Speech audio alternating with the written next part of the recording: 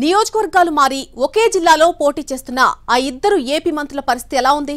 ఒక్క సామాజిక వర్గం ఓట్లతో తలరాతలు మారిపోయే ప్రమాదం ఉందా? అసలు ఆ మంత్రుల గెలుపు లెక్కలు ఎలా ఉన్నాయి? కులాల కోలాటంలో గెలుపు అంచనాల సంగతేంటి? ఎవరా ఇద్దరు మంత్రులు ఏంటా కదా? ఎన్నికలకు ముందు కూడికలు తీసివేతల్లో భాగంగా పలువురు అభ్యర్థుల నియోజకవర్గాలను మార్చింది వైసీపీ. మార్పులు కలిసి వస్తాయని లెక్కలేస్తోంది. ఆ లెక్కల్లో భాగంగానే ఉమ్మడి ప్రకాశం జిల్లాలోని కొండెపి నుండి మంత్రి ఆదిమూలపు సురేష్, సంతనూతలపాడు నుంచి మంత్రి మేరుగు నాగార్జునలను పోటీకి దింపింది.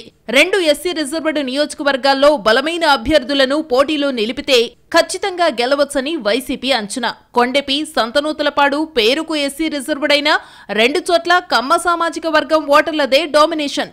2 పార్టీల్లోనూ కమ్మ నేతలున్నారు. కొండెపి గత 2 పర్యాయాల నుంచి వైసీపీకి అందని ద్రాక్షలాగానే ఉంది.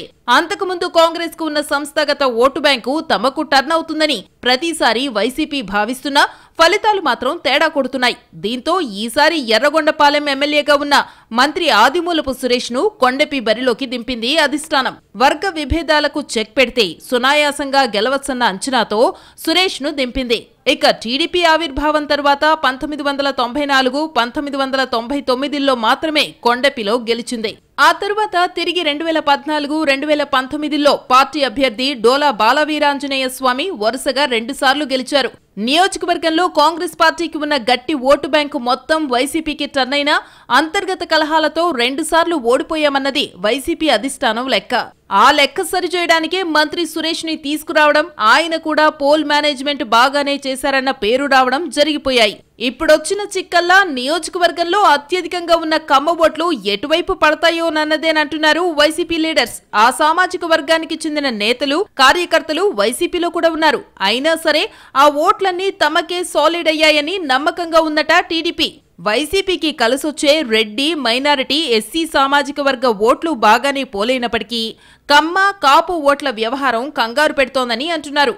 అటు మరో మంత్రి మేరుగు నాగార్జునకు కూడా ఇంచుమించు ఇలాంటి పరిస్థితే ఎదురవుతోందట. సంతనూతలపాడు ఎమ్మెల్యే టీజేఆర్ సుధాకర్ బాబును తప్పించి మేరుగకు టికెట్ ఇచ్చింది వైసీపీ.